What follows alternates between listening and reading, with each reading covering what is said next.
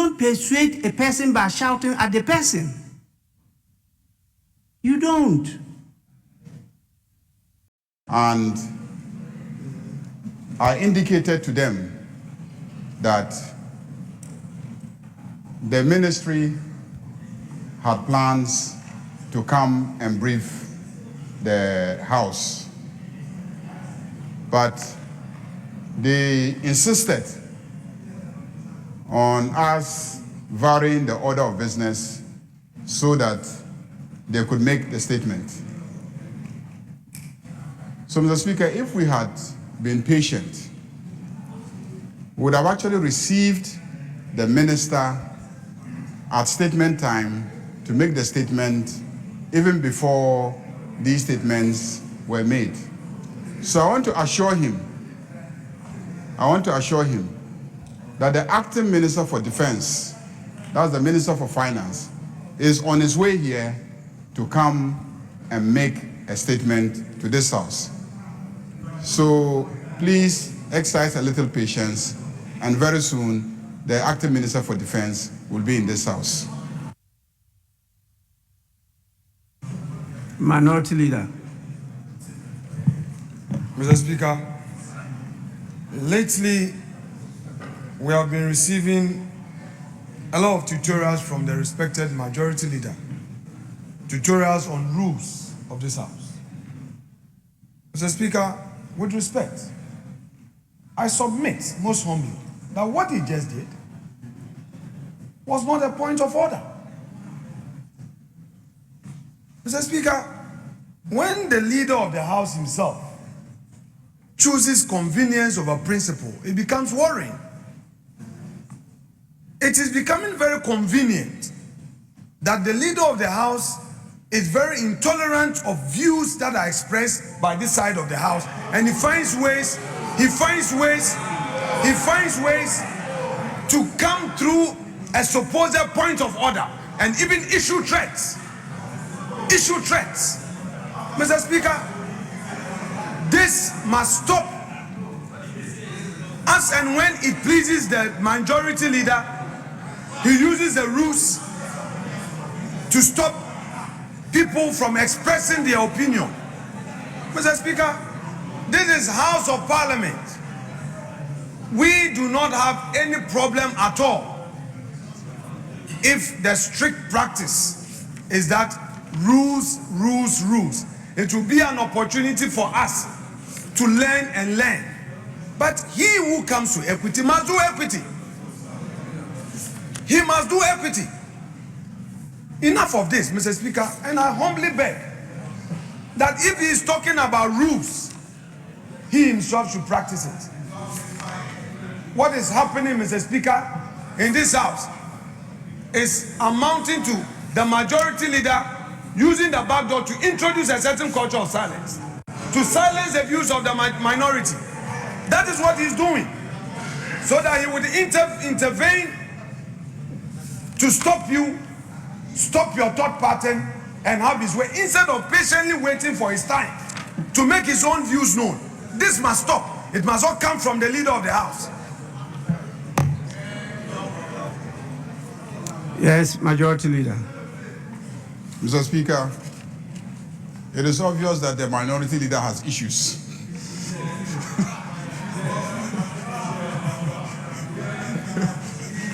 He has issues. And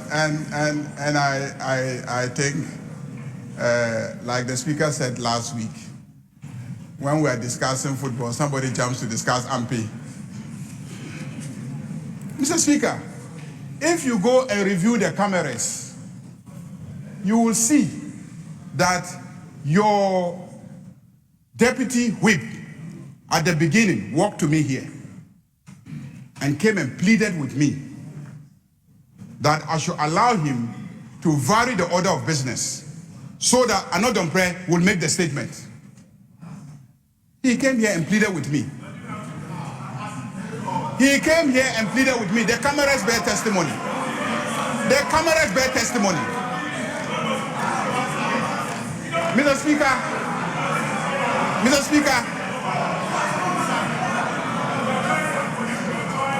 At that point, if I wanted to silence the minority, I would have told him that I will not allow you to vary the order of business because the minister is coming here. I would have opposed the application for the variation.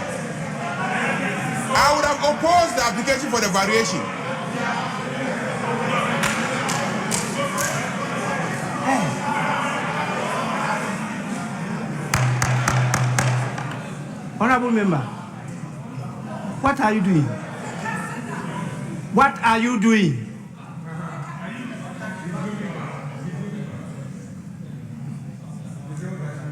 Please, you can heckle a colleague, but you don't use your hand and be clapping and doing this and that. That is noise. You can't do that. And what are you doing? And what are you doing? Please. You started today on a very good note, calling on us to work together. Please.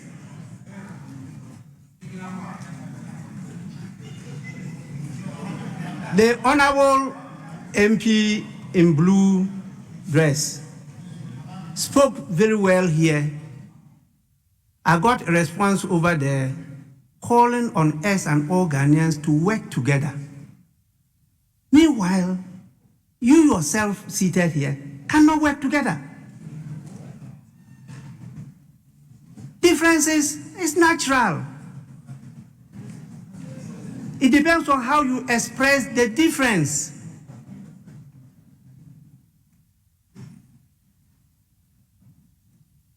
What you do here is you try to persuade.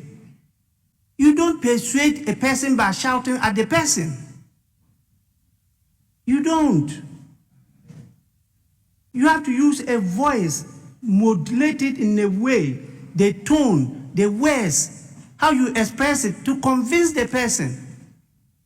You only do that when you go to boys or girls.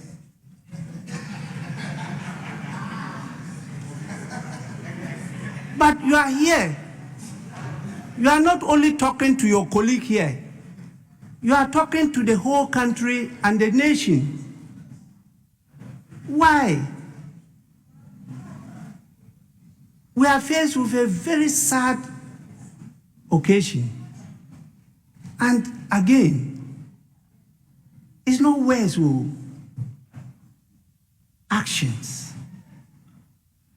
Let the Ghanaian people see that really is shocking. You are sad and that you want to do something about it. This is not an issue you use for politics at all. Please. The speaker should not participate in debate. But the speaker is not among the three monkeys. See no evil, speak no evil, hear no evil. That is not the role of a speaker. The national interest prevails and how to protect it. You know it, that part of our rules talk about interruption of debate. Go through it in the standing orders. One of them is the point of order. Read it yourselves. It goes beyond point of order. When you have information and you want to share, at the time a member is talking, you are also allowed to interrupt. Please, let's continue to cooperate and let the good people of Ghana know that we are truly representing them, not parties. Honorable Dominic Nitiwul, you may go on now. Mr. Speaker, thank you. Mr. Speaker, I thank you and I thank leadership. I'm treading a very fine line because I just left the place. And you know that the military is a very disciplined institution. And I would have wished and prayed that this didn't happen to the military. But unfortunately, we are where we are now. And so I'm treading cautiously. And as you also know, most of my predecessors have not had the opportunity to sit in parliament after leaving that office. So they virtually kept quiet. So I have to always juggle between and mind how I carry myself because of the position that I held. So, Mr. Speaker, I say, and I still repeat, that I support the position that we should hold the whole process and review it. 2, I also think that the minister should come and brief us. And I'm happy he said he's briefing us on only this particular thing. But I said that if he briefed us on the 3 key things that happened, it would have helped us. Especially the report that just came. It would have helped the nation and all of us, because we are representing the people. Once they brief parliament, we have briefed the nation. And thirdly, the other security agencies who also do recruitment. It's not just the military. They have also started advertising. And their numbers are even bigger than that of the military. And so we anticipate that the problems that we are seeing today, if the Minister for Defense and the Minister for the Interior do not sit to see how they can make sure that they reform the process, we may be getting worse situations, and we don't want that to be repeated. So I'll urge both ministers to look at how they will go about their intakes, Mr. Speaker, so that we don't get this repetition of issues any longer. And lastly, Mr. Speaker, this only tells us that we have a big problem in the country. Yes. A problem of unemployment.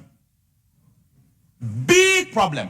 And Mr. Speaker, the earlier the political class plus the leaders of this nation do something about it, the better for us. Because if young men all across the world, it's difficult to get people to serve in the military. People in US, people literally had to be begged to serve in many militaries. And today, young men and women are all rushing just because they want to serve in the military. I don't know whether it's for job purposes they are doing that, or it's just the love of serving in the military. That is happening. But I will lean towards the fact that people want to survive. People want a job. And Mr. Speaker, I can say that we have a big problem of unemployment.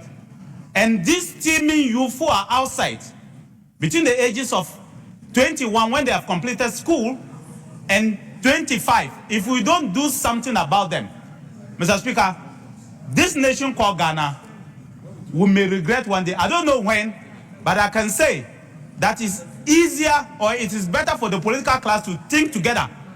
And I like the way you said we should work together. We should work together and find a solution to it immediately. Otherwise, Mr. Speaker, we may regret. I thank you, Mr. Speaker.